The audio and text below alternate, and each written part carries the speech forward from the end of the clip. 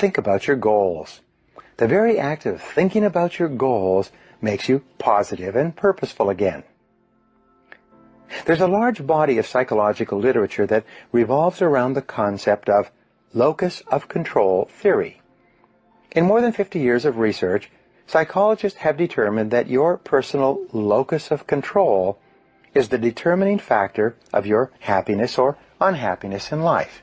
And here's why. A person with an internal locus of control is a person who feels that he or she is in complete control of his or her life. This person feels strong, confident, and powerful. He or she is generally optimistic and positive. He or she feels terrific about him or herself and feels very much in charge of his or her destiny. On the other hand, a person with an external locus of control is a person who feels controlled by external factors, by their boss, their bills, their marriage, their childhood problems, and their current situation. They feel out of control, and as a result, they feel weak, angry, fearful, negative, hostile, and disempowered. The good news is that there's a direct relationship between the amount of responsibility you accept and the amount of control you feel. The more you say, I am responsible, the more of an internal locus of control you develop within yourself, and the more powerful and confident you feel. There's also a direct relationship between responsibility and happiness. The more responsibility you accept, the happier you become. It seems that all three, responsibility, control, and happiness, go together. The more responsibility you accept, the greater amount of control you feel you have.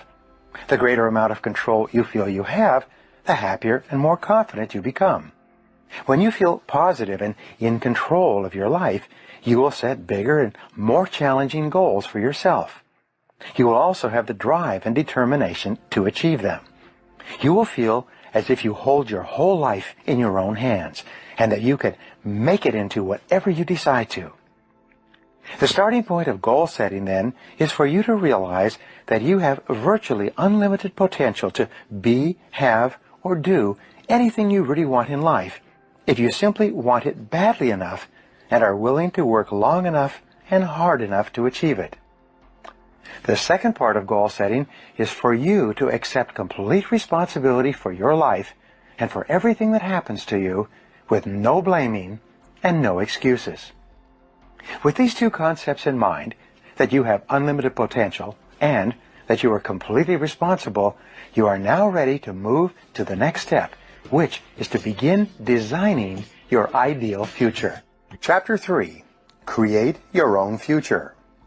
In more than 3,300 studies of leaders conducted over the years, there's a special quality that stands out, one quality that all great leaders have in common.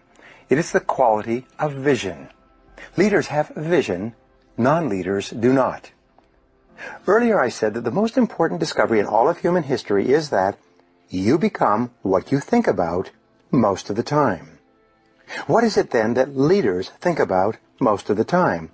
And the answer is that leaders think about the future and where they are going and what they can do to get there most of the time.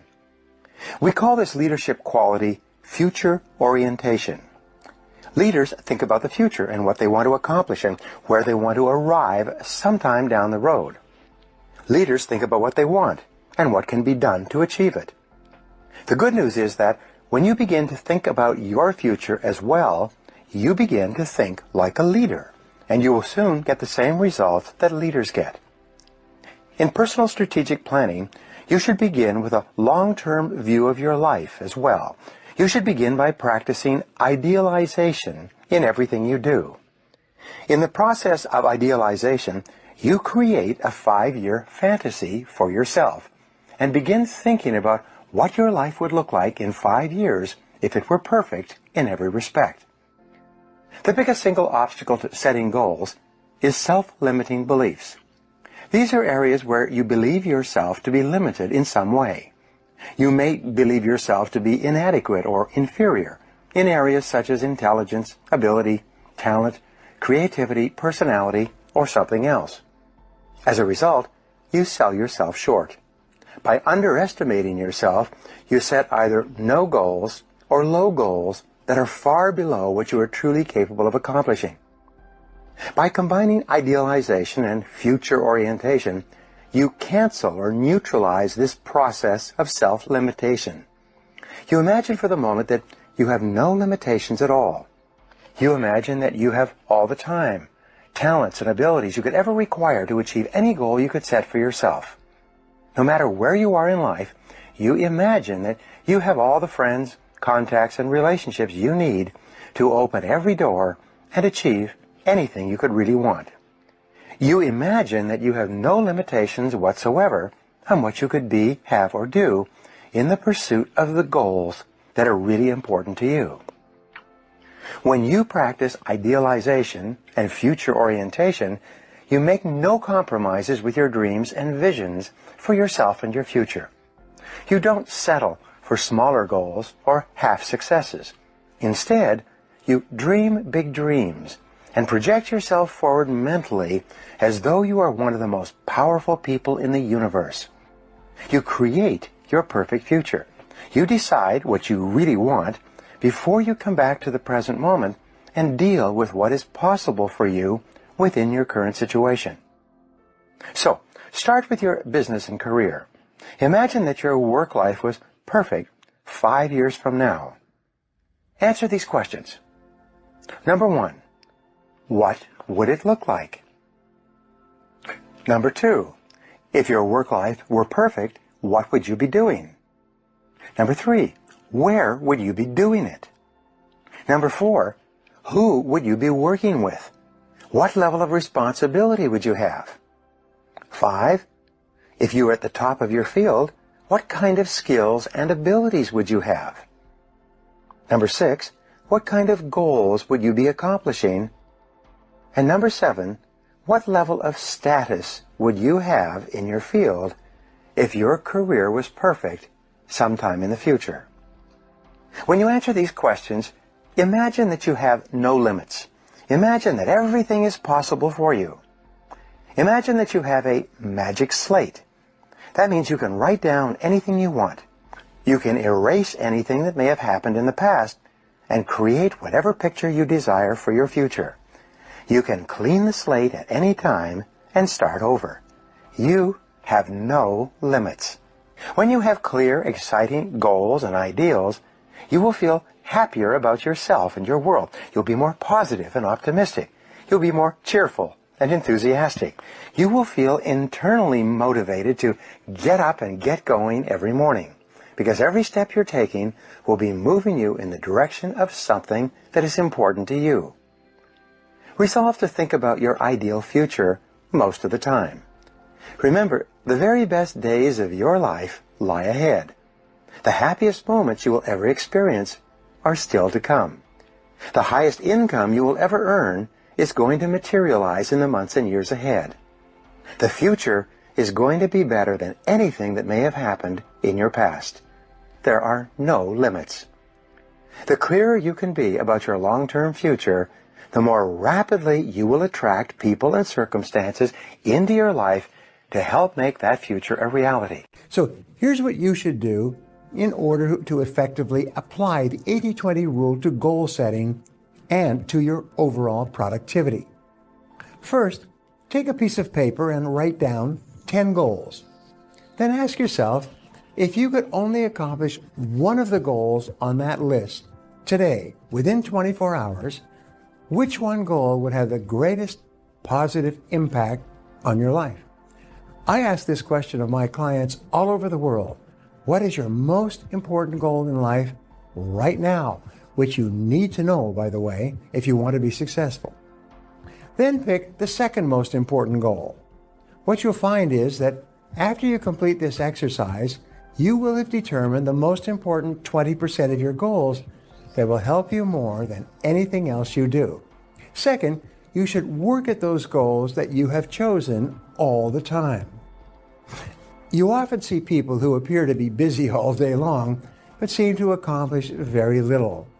This is almost always because they're busy working on tasks that are of low value or no value, while they are procrastinating on the one or two activities that can make a real difference to their companies and to their careers. The most valuable tasks you can do each day are often the hardest and most complex, but the payoff and rewards for completing them can be tremendous. They can actually change your whole future. Before you begin work, always ask yourself, is this task in the top 20% of my activities, or is it in the bottom 80%? The rule for this is simple. Resist the temptation to clear up small things first. That's the greatest killer. We become so involved in little things, and little things multiply. They just become more and more, and at the end of the day, you're exhausted and you've accomplished nothing. If you choose to start your day working on low-value tasks, you'll soon develop the habit of always starting and working on low-value tasks. You'll be like the horse that pulls the wheel around in a circle all day, never makes any progress. Finally, I want to tell you about a study that's just been done about the attitudes of rich people versus poor people with regard to goal setting. What they found is that 85% of rich people have one big goal that they work on all the time. Only 3% of poor people have a big goal, and they don't work on it very much. So if you want to be wealthy, do what wealthy people do. Pick one big goal and work on it all the time. And if you do, it will change your life. Now, before we wrap up, I'd like to leave you with a thought to share with your friends and followers. It is this: when your goals are clear, you will come up with exactly the right answer to achieve your goals at exactly the right time. We all have big goals in life, and some of them may seem out of reach at times, but nothing is impossible if you have the right plan. Having an effective strategy to help you achieve challenging goals can be the most important key to your success. So, to help you overcome any obstacle, I've put together my best practices for how to reach challenging goals wherever you happen to be in life right now. First, it's important to focus your goals on what they call SMART goal setting, S-M-A-R-T. Not all goals are created equal, and it takes a strategic and smart approach to reaching challenging goals. SMART goals are specific, measurable, achievable, relevant, and time-bounded. Specifically for challenging goals, that A word for achievable is incredibly important. While it's important to push yourself out of your comfort zone, if your goal is not achievable from the start, you're just setting yourself up for failure. If you fear your goal has a high probability of failure, perhaps it is simply too aspirational. It's too big. Which brings me to my next tip. Break your goal down into manageable tasks, what we call bite-sized tasks. This helps you to keep your goals in motion and achieve them one small step at a time. You know the old question, how do you eat an elephant? One bite at a time. Same with big goals. Remember, each step you take brings you that much closer to reaching your goals. And by the way, each step you take motivates you to take the next step. So while they may not seem monumental in the moment, all of these daily tasks add up to incredible accomplishments. Similarly, my third tip for reaching challenging goals is to set specific milestones. You can help yourself stay motivated in any situation, whether it's hunting for a new job, staying motivated in school, or hitting a new financial goal by creating and celebrating milestones along the way. When you check a task off your to-do list, no matter how small that task may be, it is a victory that pushes you one step closer to your goals. Celebrate your small successes along the way, whether it be taking time off, spending time with loved ones, or simply reflecting on your latest achievement. These moments of reflection on your hard work help you to remember your why, your big picture plan. The fourth, and my personal favorite tip, is to eat that frog. Mark Twain said that if the first thing you do each morning is to eat a live frog, you can go through the day with the satisfaction of knowing that is probably the worst thing that's going to happen to you all day long. Your frog is your biggest, hardest, most important task. You must develop the habit or the routine of eating your frog before you do anything else, and without taking too much time to think about it. When using the Eat That Frog strategy, make a list the night before of all the tasks you need to do the next day. Once you begin the hardest task of the day, work steadily and single-mindedly until it is 100% complete. The most powerful technique for improving your intelligence and increasing your creativity is what I call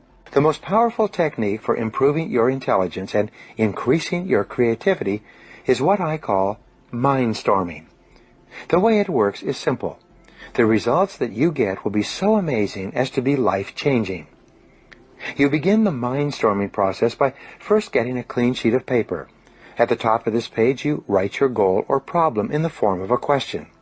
The simpler and more specific the question, the better will be the quality of the answers that you generate in response to it. For example, instead of writing a question like, "How could I make more money?" you would write, "How can I double my income in the next 24 months?" Even better, if you are earning $50,000 per year today, your question should be, "How can I earn $100,000 per year by December 31st of a specific year?" Each of your answers should be written using the 3P formula. It should be personal, positive, and in the present tense. In other words, your answers should be written as affirmations or instructions from your conscious mind to your subconscious mind. Once you have written your question at the top of the page, you then discipline yourself to generate at least 20 answers to that question. You can write down more than 20 answers to the question, but it is essential in this exercise that you set a goal for a minimum of 20. Your first 3 to 5 answers will be easy. You will quickly come up with answers like work harder, start earlier, stay later, work on higher value tasks. Your next 5 answers will be more difficult. You will have to drill down and dig deeper to come up with less obvious ways but more creative ways to answer your question. Your last 10 answers will be the most difficult of all.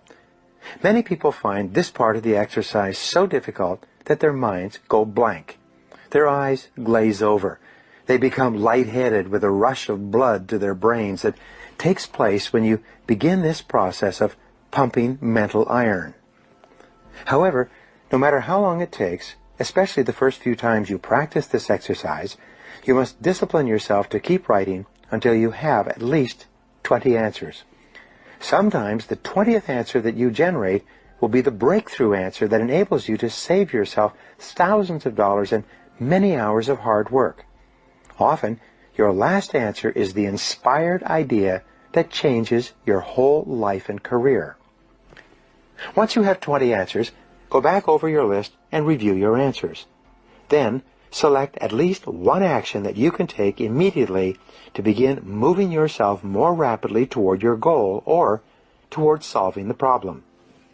You can multiply the effectiveness of this process by taking the very best answer that you identified in the first list of 20 and writing it at the top of a fresh sheet of paper in the form of a question. Then, see if you cannot generate 20 answers to that question as well. This combination exercise will rev you up mentally, like stepping on the accelerator of a car while the transmission is in neutral. Your mind will sparkle and dance with mental energy and bristle with ideas like the bright lights of a Christmas tree. For example, your first question could be, how can I double my income to $100,000 over the next 24 months? One of your answers could be, I work 2 extra hours each day. You could then transfer this answer to a new sheet of paper and phrase it as a question. What can I do to get 2 extra hours of productive time each day? You can then begin writing 20 different things that you can do to save time, gain time, and spend 2 additional hours on productive work each day. Whatever answer you choose, put it into action immediately. Do something, do anything. The faster you take action on this exercise, the greater and more continuous will be the flow of ideas as you go throughout the day. If you generate these ideas and then do nothing with them, the creative flow will slow down and stop. The very best time to do this exercise is first thing in the morning, right after you have rewritten your goals in your spiral notebook. Each morning, you can take one goal, rewrite it as a question, and then generate 20 answers to that question. You can then immediately get busy and implement one of your answers. You can perform this exercise repeatedly on the same goal, if the goal is big enough and important enough to you. Don't worry about writing down the same answers over and over again. The more you practice this exercise, the more likely it is that you will trigger completely unexpected breakthrough ideas. This may require several days or even weeks of work before the flash of inspiration takes place. You must be patient and determined. It will come. As I mentioned before, successful people are intensely solution-oriented. The fact is that life is a continuous succession of problems and difficulties without end. This river of problems is only interrupted by the occasional crisis, which makes the problem seem small in comparison, at least for a little while. In fact, if you are living a busy life, you will probably experience a crisis of some kind every 2 to 3 months throughout your life. You will have business crises, family crises, financial crises, health crises, and other crises.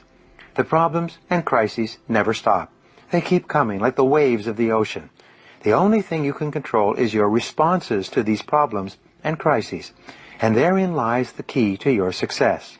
You need the courage to continually move yourself in the direction of your biggest goals and ambitions. You need to be willing to face discomfort in order for you to grow.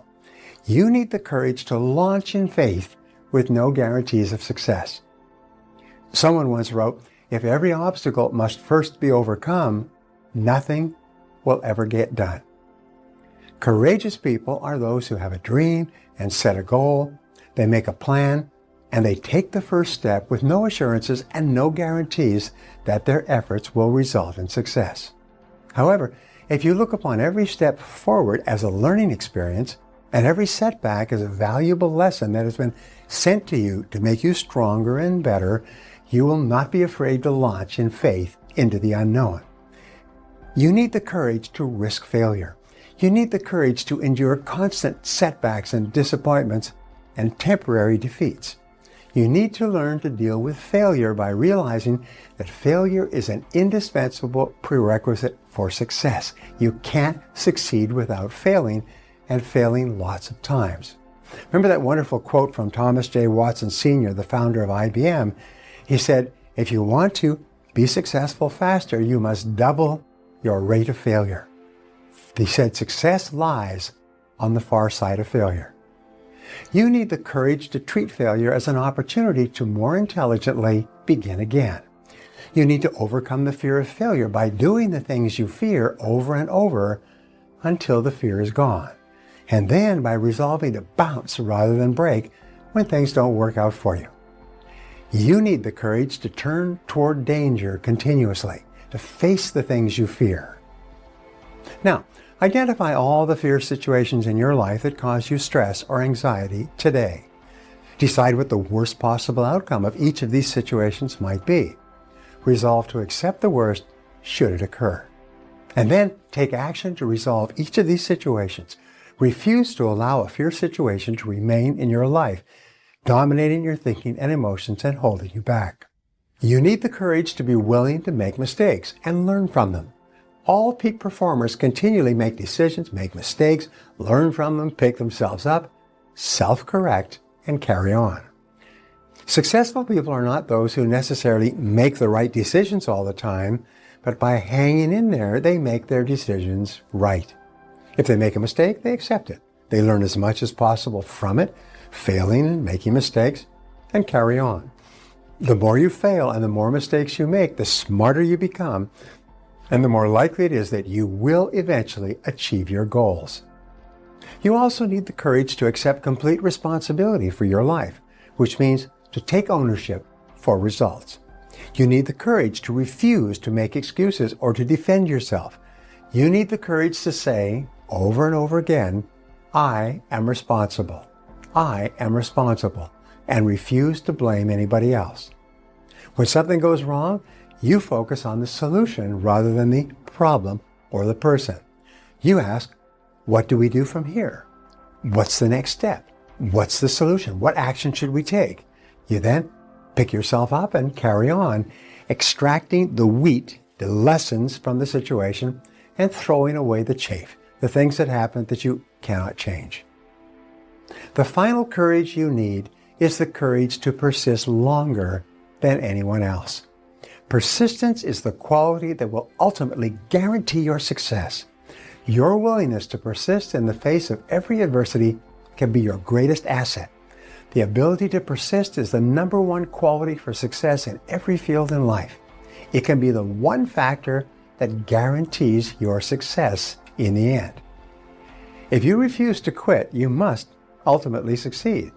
Just as in baseball, you won't ultimately hit a home run unless you keep on swinging. In 30 years of studying successful people, I've discovered one fact over and over. No one was ever defeated until they accepted defeat as a reality. No one can ever defeat you but yourself. Decide what you really want in life, financial independence, and then make a decision that you will persist until you succeed. You will never give up until you achieve it. Make the decision, shut the door behind you as far as you're concerned, is you will never give up. Failure is not an option. So you overcome procrastination with a very, very simple method. It was developed by W. Clement Stone when he was a young man. He built a fortune of $500 million, and this is one of the central principles of his life. It's simply this. Every morning when you get up, say over and over to yourself, do it now, do it now, do it now. I do it now, do it now. Whenever you have this tendency to procrastinate, program your subconscious mind with this automatic conditioned command, do it now, do it now, do it now. The key to overcoming procrastination is to develop a sense of urgency. Be the kind of person who gets things done quickly. Be the kind of person who launches fast on a task. One of the ways to launch fast on a task is to take the task and break it up, what is called salami slicing it. Slice a piece of salami. You don't try to eat a whole loaf of salami, you eat it one slice at a time. Take your task and break it up into small pieces and to do one piece at a time. Say over and over to yourself, do it now, do it now, do it now. Do you know that less than 2% of the population have a sense of urgency? And that there's not an example of a successful person anywhere who does not have a sense of urgency? That if you just develop a sense of urgency, when somebody gives you a task, that you get on it and do it fast, that alone will move you into the top ranks in a very short period of time. In a study done amongst 104 chief executive officers 2 years ago, they asked what would be the qualities that would put a person on the fast track in their career. You know the conclusion they came back to with? 2 qualities. Number 1, the ability to set priorities, to choose what was relevant over what was irrelevant. And number 2 was the ability to get the job done fast. If all you did was this, set priorities and get the job done fast, that alone would cause you to stand out from 80 to 90% of the people that you work with. Delegate everything that you possibly can. Now, what does delegation mean? Delegation is very simple. What it means is this, is that whatever your hourly rate is, let us say your goal is to earn $50,000 a year. If you work 8 hours a day, that's $25 an hour. You got that? So you're a $25 an hour person. Now, the only way you can make $25 an hour is if you do $25 or more work. And the only way you can do $25 an hour or more work is if you take anything that can be done by anybody who earns less than you per hour, 20, 15, 10, 5, and so on, and delegate, outsource, have somebody else do it. The most valuable resource in the world today is productive time. And do not waste your productive time dropping off laundry, getting your car washed, mowing your lawn, cleaning your house. Do not waste your productive time doing things that you can hire people to do for $5 or $10 an hour. Use your productive time on tasks that are more expensive, of higher value. Delegate everything that you possibly can. In fact, its general conclusion is this, is that if you cannot delegate, if you cannot get other people to do things of lower priority for you, you cannot grow, you cannot develop, you cannot be successful. You may be successful running a shoe shine stand, but that's about the limit of it. Delegation requires one key word, clarity. Clarity. The reason people don't delegate is because they've delegated and other people have dropped the ball. But the major reason why people don't fulfill the task that you've given to them is because of lack of clarity. So when you delegate, here are the keys. First of all, think through what you want done. Write it down. Second of all, pick the right person to do it. Don't give a major task to an incapable person. Third of all, make it crystal clear what you want done and when you want it done. And fourth of all, check, review, inspect, keep on top of it to make sure it is done on time. Never assume that anything will be done on time. I read something years ago, a great sign. It said that assumption lies at the root of all foul-ups. Never assume that anybody or anything will be done on time unless you check on it yourself. Move out of your comfort zone. It's the courage to move into your zone of discomfort where you feel awkward and clumsy and sometimes alone. The comfort zone is one of the greatest enemies of human potential and of your potential. When people get into a comfort zone, they strive to stay in that comfort zone, even if they're not happy with their situation. Often their whole lives pass them by while they're furnishing and reinforcing their little rut of medium performance. Set a goal and make a plan to become very good in each of those areas. Just think, you may be only one critical skill away from top performance in your job.